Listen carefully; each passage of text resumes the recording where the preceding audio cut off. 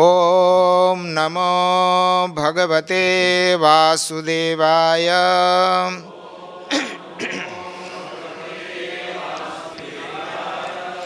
ओम नमो भगवते वासुदेवाय।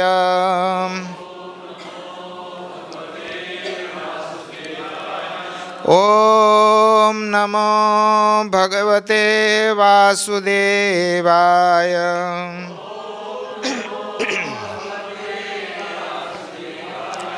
नारायणं नमस्कृत्य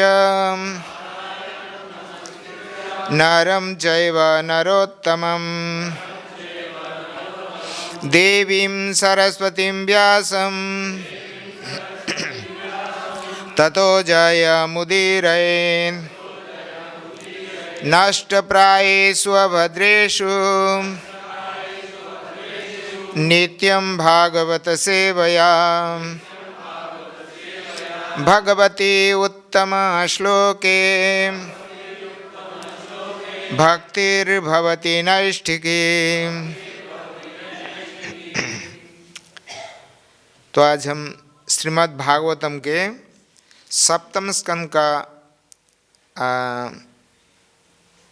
10वां अध्याय का भक्त श्रोवणी प्रहलाद शीर्षक श्लोक संख्या 11 पाठ करेंगे।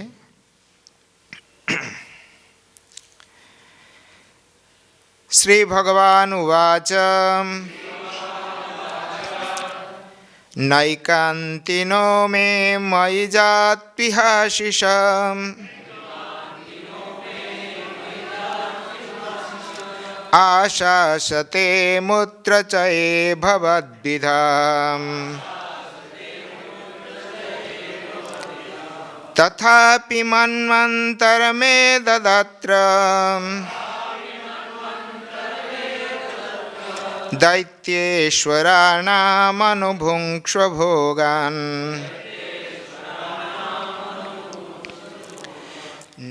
शब्दार्थ। श्री भगवान उवाच पूर्ण पुरुषोत्तम भगवान ने कहा, नहीं एकांतिनः अनन्य भक्ति के अतिरिक्त और किसी इच्छा से विहीन मैं मुझसे मई मुझ में जातु किसी समय यह इस भौतिक संसार में आशीष वरदान आशासते आंतरिक इच्छा अमूत्र अगले जीवन में च तथा ये जो भक्त भवद्विधाः आपकी तरह तथापि फिर भी मन्वन्तरम एक मनु के आयु तक एतत् यह अत्र इस भौतिक संसार में दैत्येश्वराणाम भौतिकवादी मनुष्यों के ऐश्वर्यों का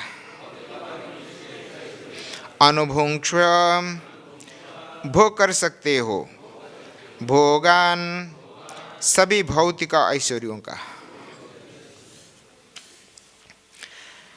अनुवाद एवं भावार्थ श्रील भक्तिवेदांत स्वामी प्रभुपाद जी के द्वारा अनुवाद।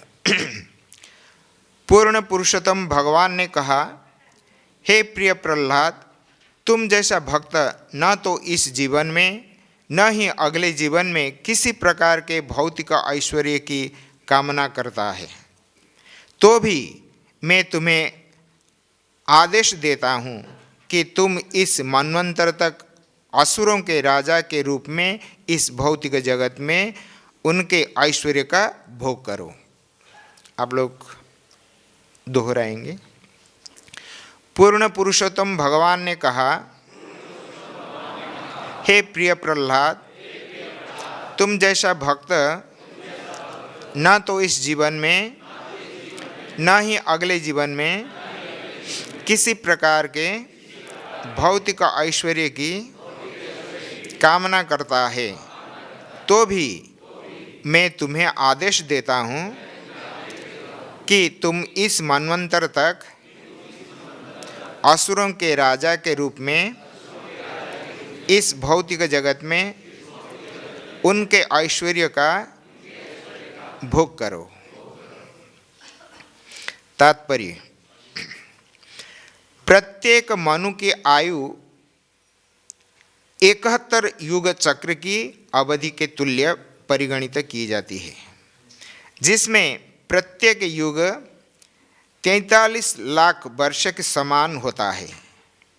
यद्यपि नास्तिक लोग भौतिक ऐश्वर्य का भोग करना चाहते हैं और बड़े जोर शोर से बड़े बड़े आवास, सड़कें, शहर तथा कारखाने बनाने का प्रयास करते हैं, किंतु दुर्भाग्यवशः वे 80-90 वर्ष या बहुत हुआ तो 100 वर्ष से अधिक जीवित नहीं रह सकते। यद्यपि भौतिकवादी व्यक्ति व्यामोह का साम्राज्य बनाने में इतना श्रम करता है, लेकिन वह कुछ वर्षों से अधिक तक उसका भोग नहीं कर पाता। तथापि चूँकि प्रहलाद महाराज भक्त थे, अतएव भगवान ने उन्हें भौतिकवादियों के राजा के रूप में ऐश्वर्य भोग करने की अनुमति प्रदान कर दी। प्रहलाद महाराज ने हिरण्यकशिपु के परिवार में जन्म लिया था, जो सर्वोच्च भौतिकवादी था, और चूँकि प्रहलाद अपने पिता के प्रामाणिक उत्तराधिकारी थे, अतएव भगवान ने उन्हें अपने पिता द्वारा बनाए गए साम्राज्य पर इतने वर्षों तक भोग करने की अनुमति प्रदान की, जिसकी गणना किसी भी भौतिकवादी व्यक्ति के लिए कर पाना असंभव है। भक्त को भौतिक ऐश्वर्य की कामना नहीं करनी होती, किंतु यदि वह शुद्ध भक्त होता है तो बिना किसी प्रयास के उसे भौतिक सुख भोग करने का पर्याप्त अवसर प्राप्त होता है। अतएव हर एक को सलाह दी जाती है कि वह सभी परिस्थितियों में भक्ति करें। यदि कोई भौतिक ऐश्वर्य चाहता है तो शुद्ध भक्त भी बन सकता है। यदि कोई भौतिक ऐश्वर्य चाहता है तो वह शुद्ध भक्त भी बन सकता है और इस तरह उसकी इच्छा पूर्ति हो जाएगी। श्रीमद् भागवतम द्वितीय स्कंद 3 अध्याय 10 श्लोक में कहा गया है, अकामः सर्वकामो वा मोक्षकाम उदारधीः तीव्रेण भक्ति योगेन यजेत पुरुषं परम।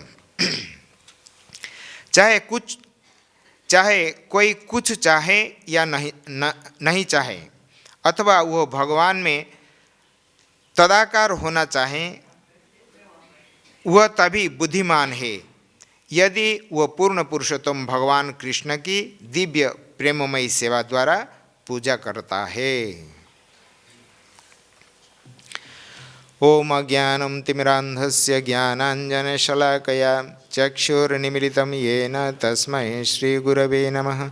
श्रीचैतन्यमनोभीष्टं स्थापितं येन भूतले स्वयं रूप कदा मह्यं ददाति स्वपदान्तिकं।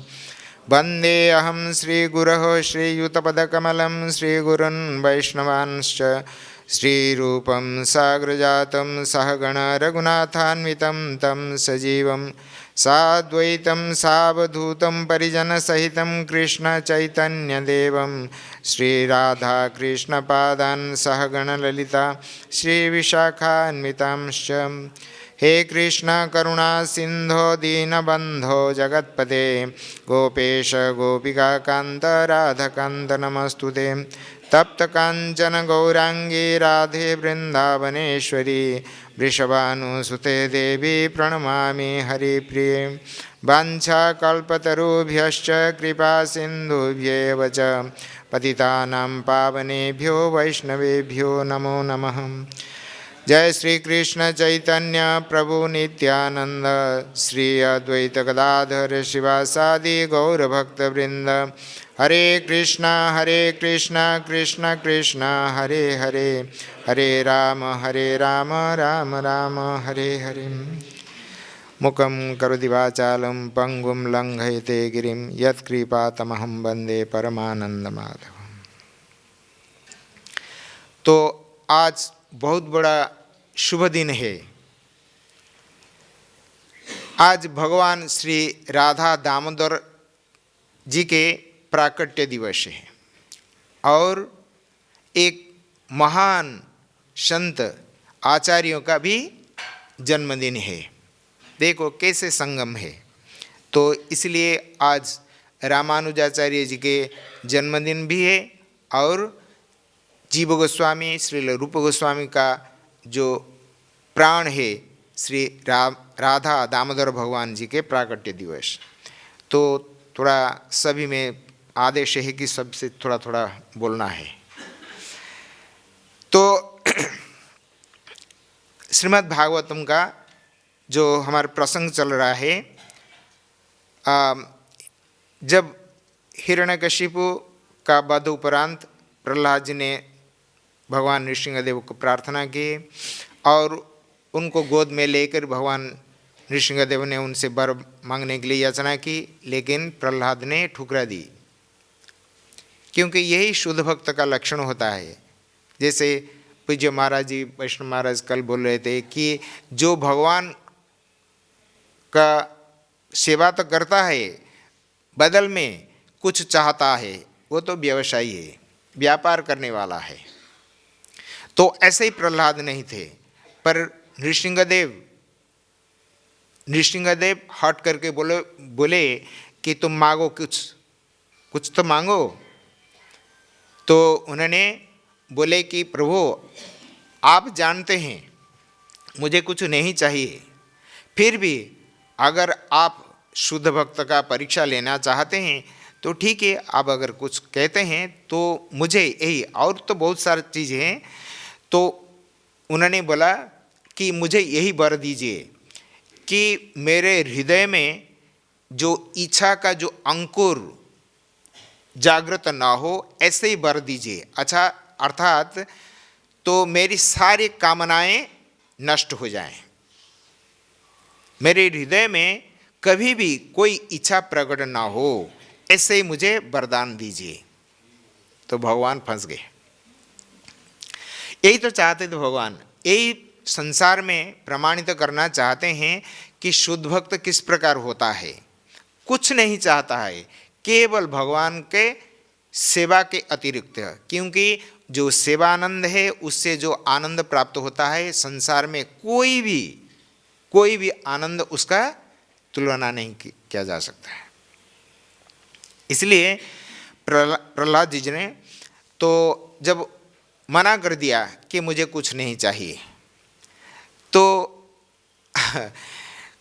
भगवान प्रहलाद जी के ऊपर प्रसन्न है और उन्होंने सामने उनसे पूछ रहे हैं, ये प्रमाणित करने के लिए संसार में देखो, जो भगवान का आराधना करता है, अगर उसका मन में कोई भी कामना हो, वो जरूरी पूर्ण हो जाता है।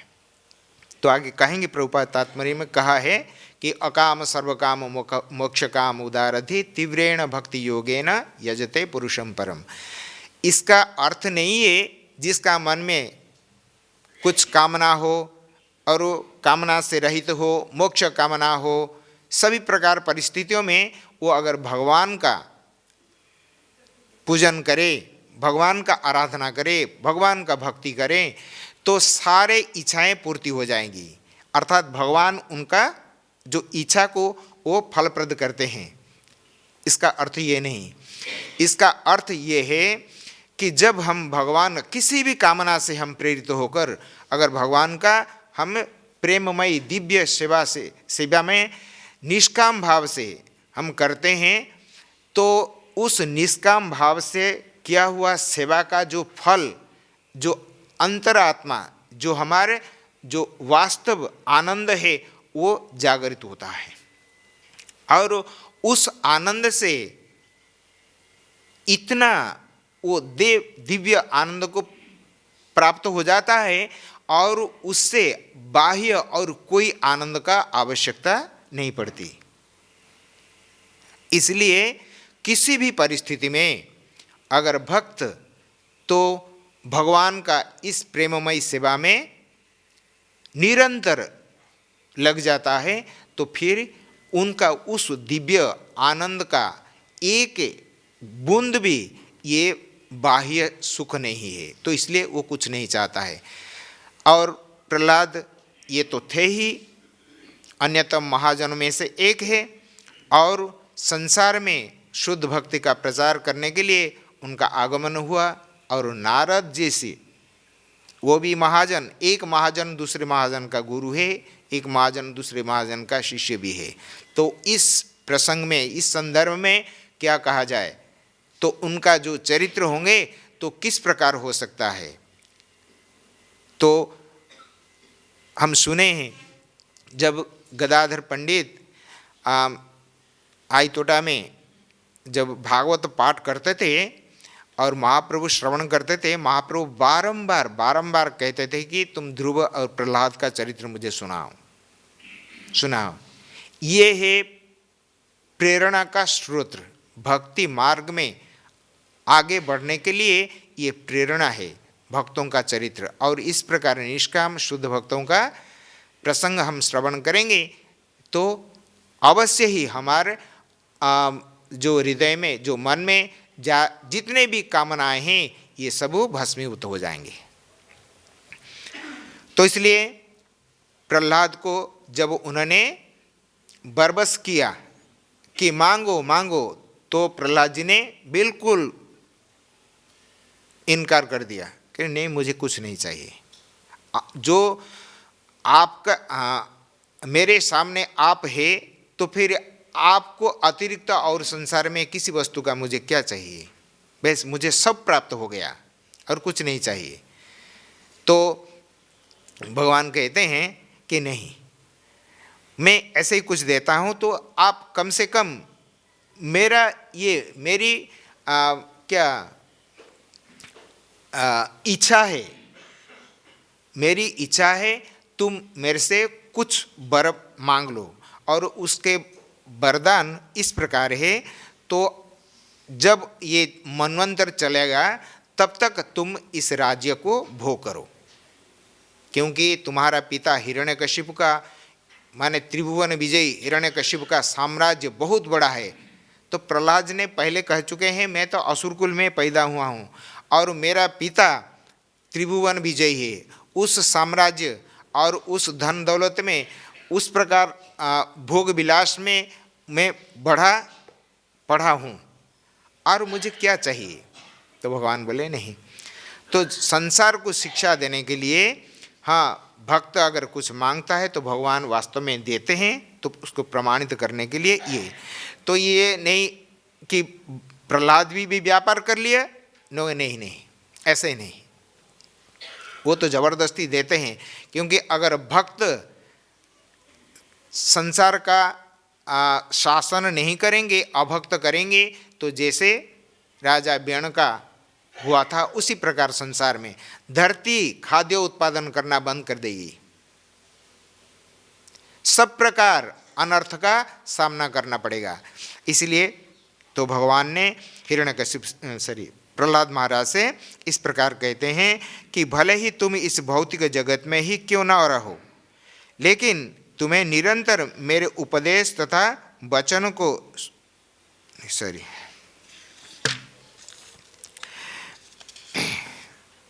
पूर्ण पुरुषोत्तम भगवान ने कहा, हे प्रिय प्रहलाद, तुम जैसा भक्त न तो इस जीवन में न ही अगले जीवन में किसी भी प्रकार के भौतिक ऐश्वर्य की कामना करता है, क्योंकि शुद्ध भक्त का यही लक्षण होता है ना। अन्याभिलाषिता शून्यम ज्ञान कर्मादि अनावृतम आनुकूल्यन कृष्णानुशीलनम भक्तिरुत्तम। ये उत्तम भक्ति का, उस उत्तम भक्ति का ये याचन कर रहे हैं प्रहलाद जी। तो इसलिए भगवान कहते हैं कि तुम जैसे भक्त निरंकारी और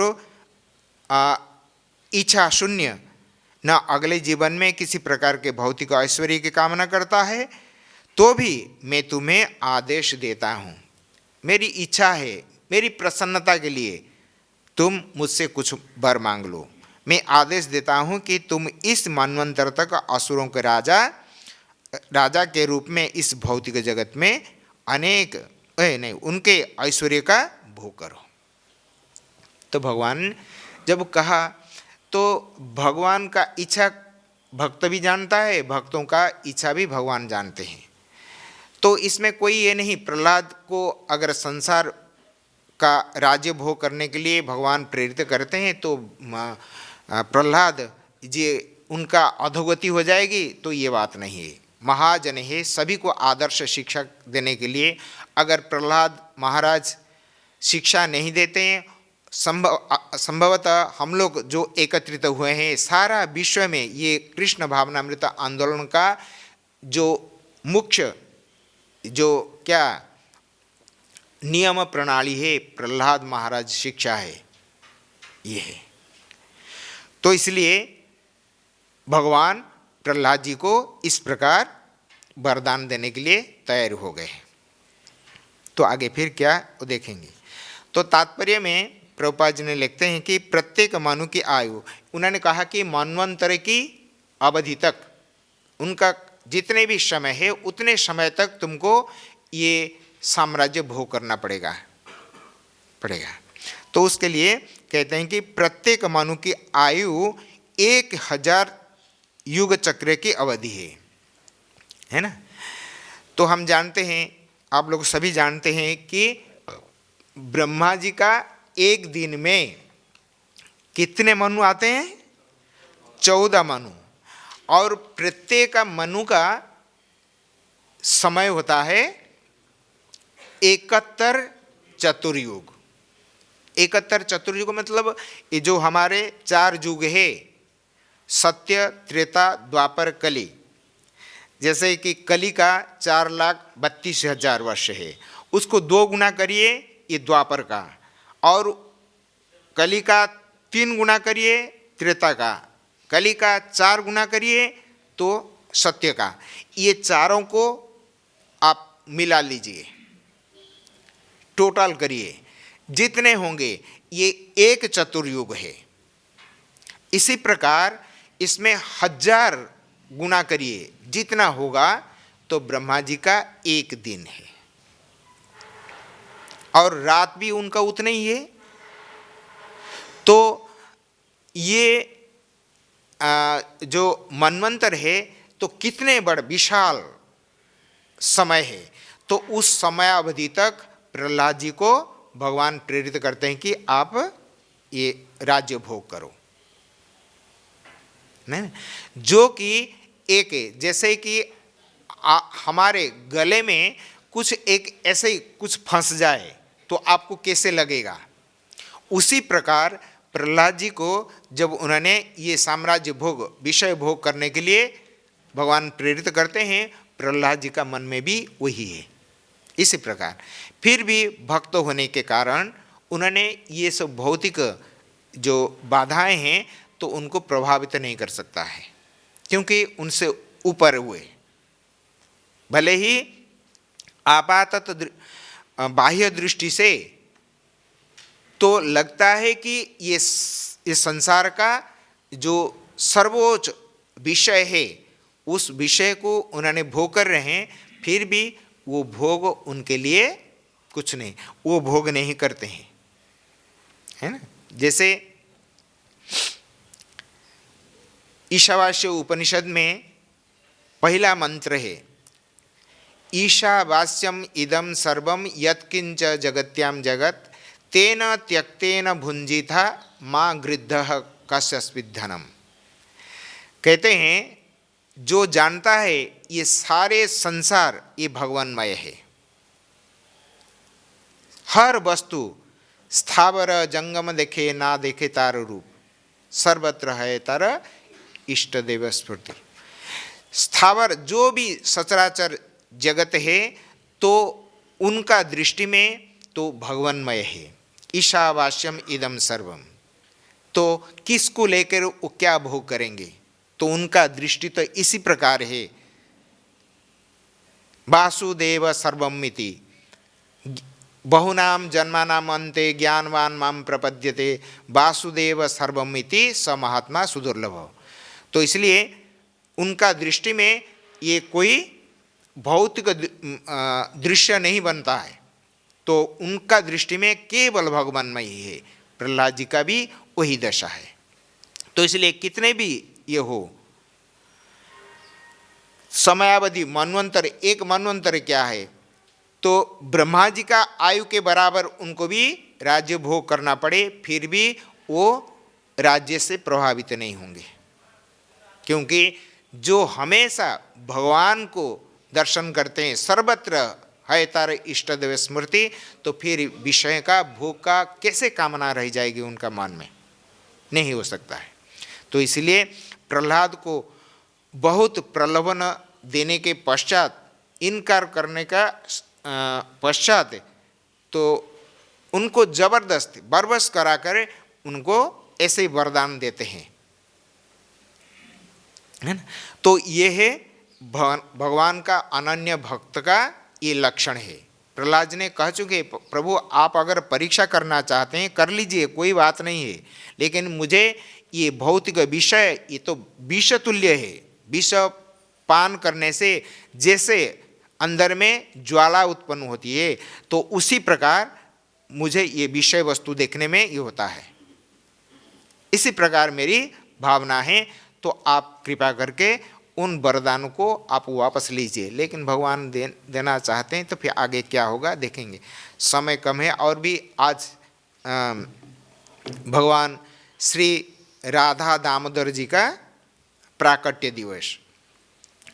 आप जानते हैं राधा दामोदर हमारे अंतर्राष्ट्रीय श्री कृष्ण भावनामृत संघ के प्रतिष्ठाता आचार्य श्रील भक्तिवेदांत स्वामी प्रभुपाद जी के केंद्र, जहाँ से ये सब प्रसारित हुआ है, ब्रॉडकास्ट हुआ है, वो है राधा दामोदर। प्रभुपाद जी ने जब उन्होंने वृंदावन आए, राधा दामोदर मंदिर में उन्होंने 6 साल रुके। यूएसए जाने से पहले तो उन्होंने राधा दामोदर मंदिर में रुके। वही राधा दामोदर जो कि षड गोस्वामी, हमारे सप्त देवालय है, और जो गोस्वामियों का प्रत्येक आराध्य सो भगवान होते हैं, तो उनमें से ये अन्यतम है। तो ये राधा दामोदर भगवान का प्राकट्य ऐसे ही हुआ कि हमारे जो आचार्य रूप गोस्वामी, तो उन्होंने स्वयं उनको प्रकट कराए, और स्वयं वो पूजित विग्रह थे। और रूप गोस्वामी का जो अत्यंत प्रिय शिष्य एवं शिष्य जीव गोस्वामी शिष्य भी है और भतीजा भी है, उनके भाई के अपने सगे भाई का वो बेटा है। तो जीव रूप गोस्वामी को अत्यंत प्रिय थे, अत्यंत प्रिय। तो प्रिय होने के कारण तो उन्होंने अपना सेवित विग्रह को जीव गोस्वामी को प्रदान किए। वो भी षड गोस्वामी में अन्यतम है। और उन्होंने अपना गुरु जी के साथ बहुत ग्रंथों का संकलन किए। उनका भक्ति ग्रंथ संकलन में उनका बहुत योगदान है। खुद ही जीव गोस्वामी बहुत सारे ग्रंथ लेके हैं। महाभारत में महाभारत में तो 1 लाख श्लोक होते हैं, तो जीव गोस्वामी उससे भी अधिक श्लोक रचना की है। तो इसलिए ये राधा दामोदर रूप गोस्वामी का द्वारा प्रदत्त जीव गोस्वामी जी को प्राप्त हुए। और जीव गोस्वामी अपना प्रिय गुरु महाराज के द्वारा प्रदत्त ये राधा दामोदर को प्राप्त होकर इतना हर्षित, इतना आनंदित थे, तो वर्णन नहीं किया जा सकता है। और इतने भगवान का साथ उनका संबंध इतना अंतरंग था, तो भगवान उनसे बात करते थे। राधा दामोदर जीव गोस्वामी से बात करते थे।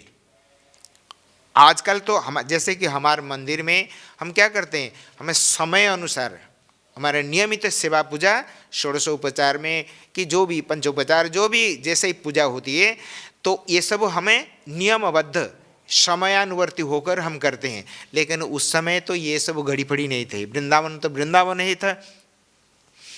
तो जब जीव गोस्वामी जी स्वयं अपना हाथ से नैवेद्य बनाते थे और राधा दामोदर जी को अर्पण करते थे, लेकिन जब कुछ दिन देर हो जाता था तो भगवान स्वयं बोलते थे कि जीवा मुझे बहुत भूख लगे हैं, अब मुझे खाना खिलाओ। ऐसे ही बात करते थे।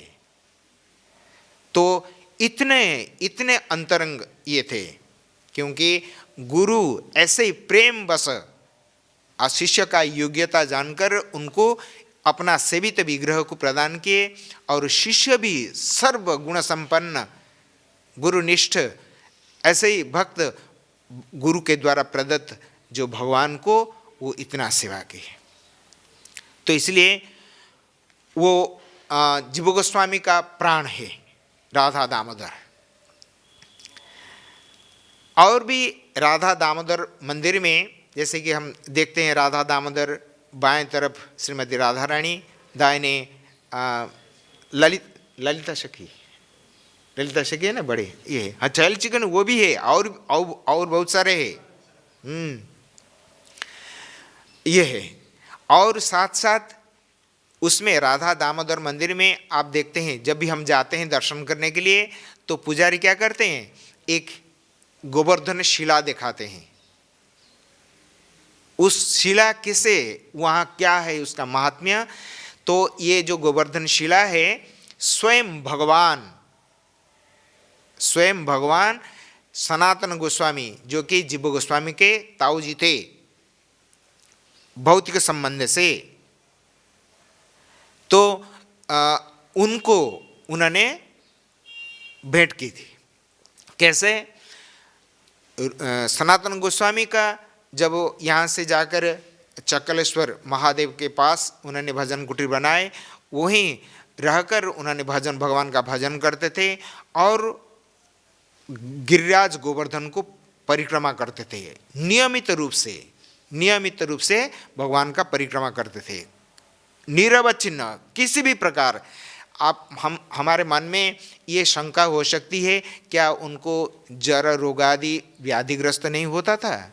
नहीं, इतना संयमी वो थे और स्वयं भगवान का शिष्य है, अत्यंत प्रिय है, महाप्रभु का अत्यंत प्रिय पात्र सनातन गोस्वामी।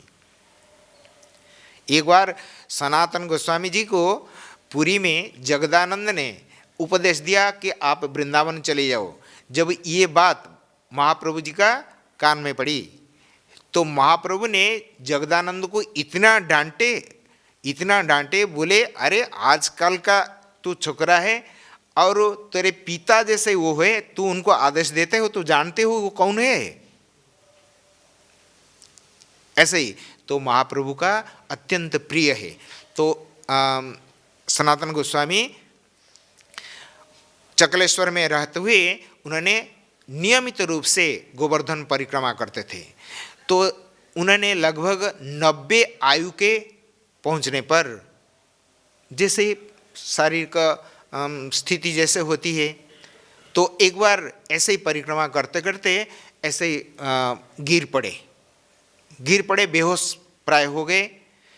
तो अब तो इतने परिक्रमा लगते हैं, उस समय बहुत लोग कम परिक्रमा करते थे। और सनातन गोस्वामी जिस समय खाली होता था, भीड़ भाड़ नहीं है, उस समय वो जाते थे अपना जप में, भगवान का जप करना और परिक्रमा करना, ये इनका ये है।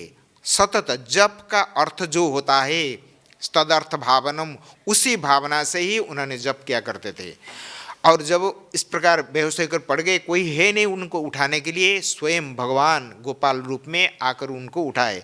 बोले बाबा आप ये हट छोड़ दो, आपका ये उम्र बहुत हो गए हैं, तो आप गिरिराज परिक्रमा न करो। तो सनातन गोस्वामी कहते हैं कि बेटा ऐसे ही है, मैं परिक्रमा न करूं तो मन में अफसोस रह जाता है, अशांति रह जाती है, तो करूं तो इस प्रकार। और ऐसे ही चक्कर आया तो मैंने गिर पड़ा, तो उन्होंने उठाए, थोड़े देर तक उनको सहलाए और फिर खड़े करके तो उन्होंने जब परिक्रमा करने शुरू कर दिया सनातन गोस्वामी, वहाँ अंतर्ध्यान हो गए, गोपाल जी अंतर्ध्यान हो गए। पर सनातन गोस्वामी जब उनका अंतर्ध्यान हो जाने के पश्चात उनमें मन में और कोई जो जप करते थे वो जप में भी मन नहीं लगा, वही उनका बातचीत और उनका रूप सौंदर्य माधुर्य तो उनका मन में बैठ गया, उन्हीं को ही चिंतन करने लगे। बोले कि क्या हो गया मुझे, अरे मैं इतना जप करता हूँ, आज तक अभी तक कोई भी विषय मुझे आक्रांत व प्रलोभित नहीं किया, और ये छोटा सा ब्रजवासी लड़का ये आया, मुझे थोड़ा सा मेरे साथ बातचीत किया और थोड़ा मेरी सेवा कर दी, तो उससे मेरा मन क्यों उसके प्रति आकर्षित है। ऐसे ही चिंतन करते करते तो उन्होंने सोच लिया कि नहीं, ये सामान्य कोई ब्रजवासी बालक नहीं है, मुझे लगता है कि ये स्वयं भगवान श्री कृष्ण ही वो गोपबाल के रूप में आए। तो ऐसे ही चिंतन कर करके उन्होंने दोनों तरफ, इधर भगवान का चिंतन प्रत्यक्ष रूप में हो रहा है और उधर छूट रहा है, तो ऐसे ही दशा में उन्होंने परिक्रमा करते। और कुछ दिन के बाद फिर दोबारा जो फिर परिक्रमा कर रहे थे, फिर वही बात हुई, फिर चक्कर आया, फिर गिर पड़े, तो कोई पास में नहीं है। तो फिर गोपाल जी फिर आए तो उनको उठाए, बाबा आपको बताया था ना, ना बेटा क्या करूं मुझे रुका नहीं जाता है, गिरिराज का परिक्रमा में ना मुझे शांति नहीं आती है, तो इसलिए मैं करता हूँ ना। देखो एक काम करो, इस उम्र में आप नहीं कर पाओगे, एक काम करो, मैं तुमको एक गोवर्धन शिला देता हूँ। अभी प्रकट हो गए स्वयं भगवान उनका सामने और साक्षात दर्शन देकर बोले कि बाबा ये शिला ले लो, ये शिला को आप परिक्रमा करो, तो 4 बार परिक्रमा करोगे तो गिरिराज का परिक्रमा का फल आपको प्राप्त हो जाएगा। आप चिंता न करो, विश्वास करो। और विश्वास दिलाने के लिए उस शिला को ऊपर उन्होंने बांसुरी, अपना पग चेन और गाँव के जो खुर, ऐसे ही चिन्ह संबलित उस शिला को उनको भेंट किए। तो लेकर आए और बहुत खुश हुए, भगवान को दर्शन किया, भगवान का स्पर्शन किया, तो फिर बहुत खुश होकर लेकर आए और चकलेश्वर में जहाँ भजन कुटीर है वहाँ रखे और पूजा करने लगे और रोज़ परिक्रमा करने लगे। और जैसे ही परिक्रमा करने से उनको प्रसन्नता होती थी, तो अब भी वही हुआ, तो उन्होंने समझ गए कि ये साक्षात भगवान ही है, और गिरिराज को परिक्रमा किए, तो वही शिला अभी भी दामोदर मंदिर में विराजमान है। और वही राधा दामोदर मंदिर का परिसर का अंदर बहुत सारे आचार्यों का समाधि स्थल है। रूप गोस्वामी, जीव गोस्वामी, भूगर गोस्वामी, विश्वनाथ चक्रवर्ती ठाकुर, तो आप लोग जानते हैं सभी। तो वहाँ वो सब उनका समाधि मंदिर है, क्योंकि वो स्थान इतना पवित्र है, इतना दिव्य है, तो जब भी जाएंगे भक्त भगवान का वो जो क्या है, जो तरंग है, मनोदशा का जो तरंग है, वहाँ पूरा आंदोलित होता है।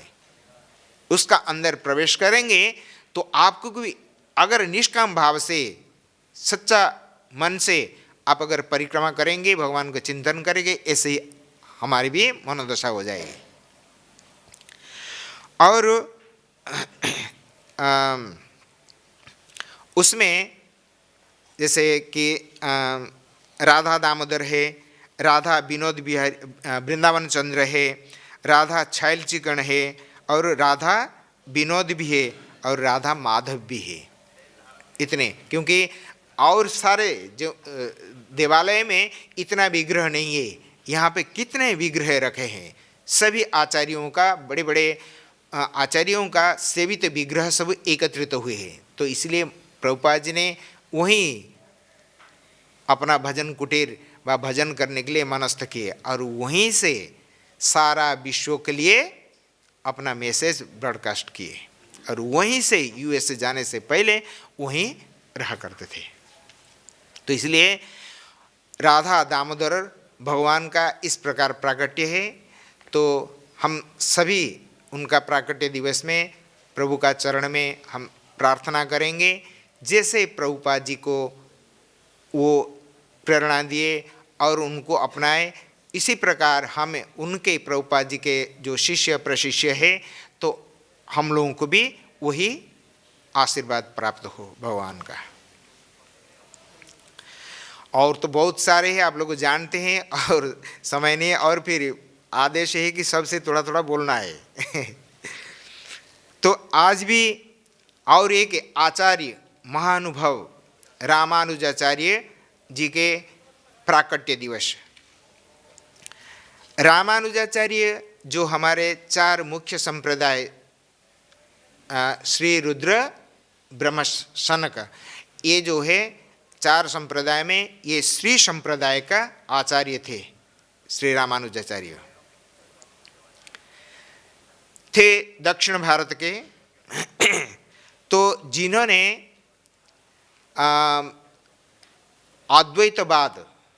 अद्वैतवाद का जो आचार्य शंकर के द्वारा प्रचारित था, तो उन वादों को उन्होंने खंडन किया।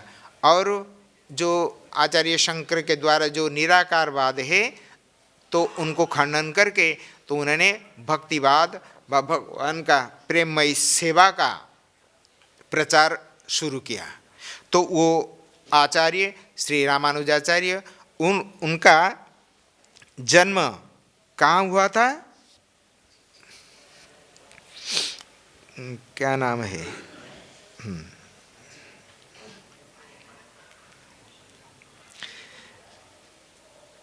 हाँ, तो वो उनका जन्म श्री पेरम्बुरुंदुर हाँ, तो ये दक्षिण भारत का नाम है, थोड़ा अटपटा सा लगता है, पेरम्बुरुंदुर, हाँ पेरम्बुरुंदुर। तो जो भी हो, उस जगह पर उन्होंने 1017 एडी में उन्होंने जन्म हुआ था उनका। उनका पिताजी का नाम था आसुरी केशव एवं माता थे कांतिमती। उनका गर्भ से उनका प्राकट्य हुआ था। तो रामानुजाचार्य उन्होंने 16 साल के आयु में, 16 साल का आयु में उन्होंने विवाह किया था। और उनका पत्नी का नाम था रक्षकमल। जब उन्होंने विवाह किया, उसका थोड़े देर के बाद उनका पिताजी का देहांत हो गया। पिताजी इस संसार से चले गए। तो रामानुजाचार्य और उनको अच्छा नहीं लगा, पिताजी का देहांत के उपरांत उनको अच्छा नहीं लगा, तो उस स्थान परित्याग करके उन्होंने कांचीपुरम वहाँ चले गए। कांचीपुरम में जाकर उन्होंने रहे। तो वहाँ पर कांचीपुर में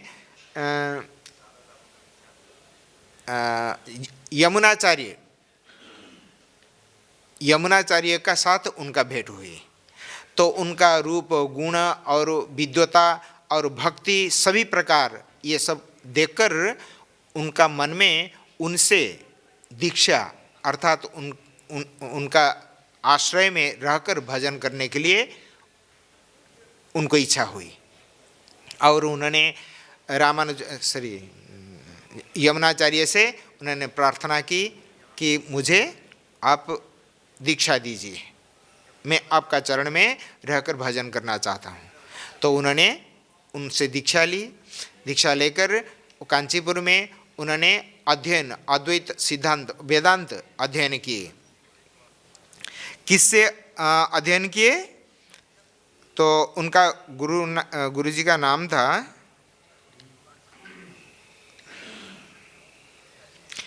यादव प्रकाश।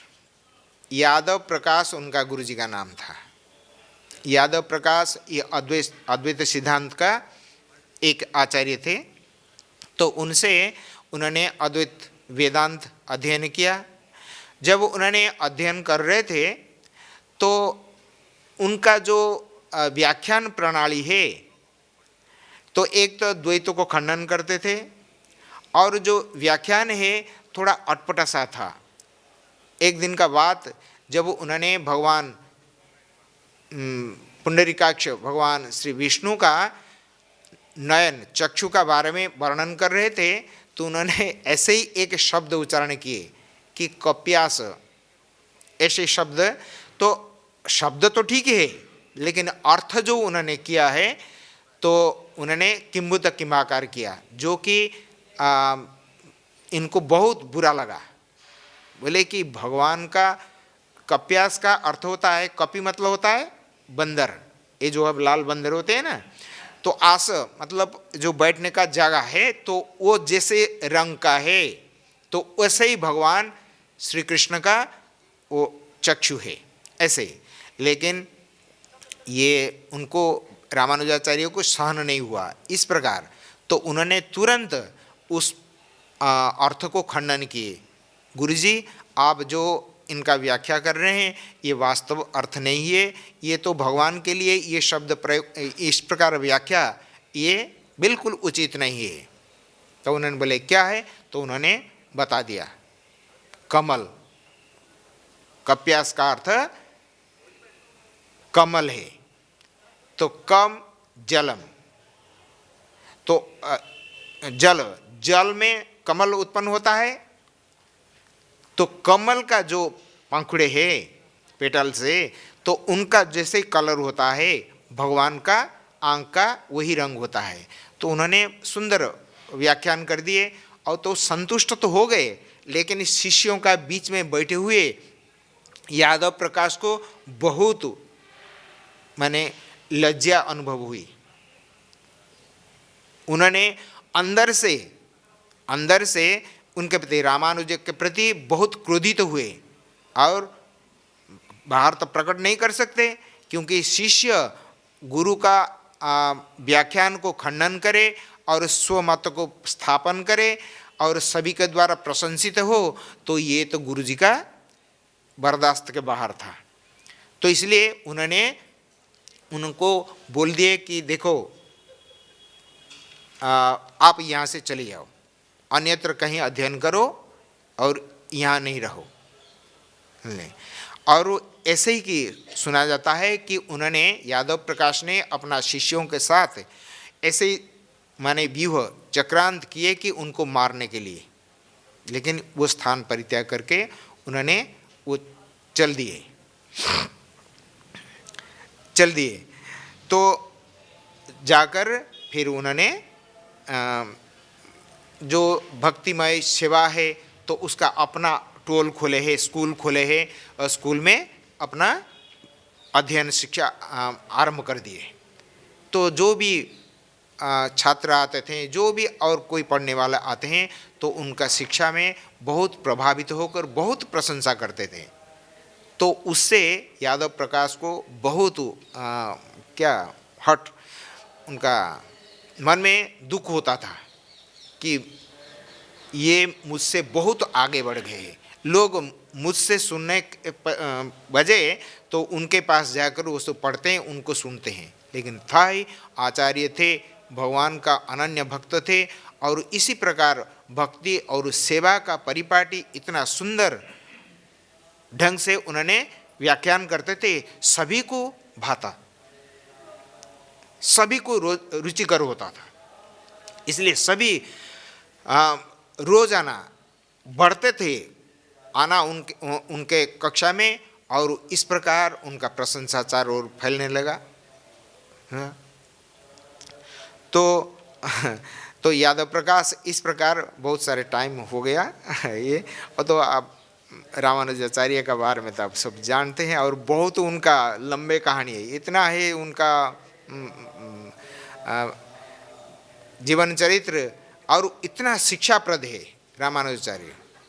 उन्होंने किस प्रकार जगत को शिक्षा दी है, गुरु का प्रदत्त मंत्र को उन्होंने किस प्रकार ये करिए, और गुरु भी स्वीकार किए, परीक्षा कर रहे थे तो रामानुजाचार्य ये है श्री संप्रदाय का आचार्य है।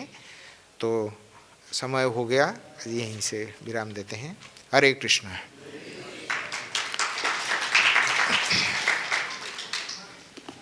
श्री श्री राधा दामोदर देव भगवान की, श्रीपाद रामानुजाचार्य की, श्रील प्रभुपाद की, और प्रेमानंदे।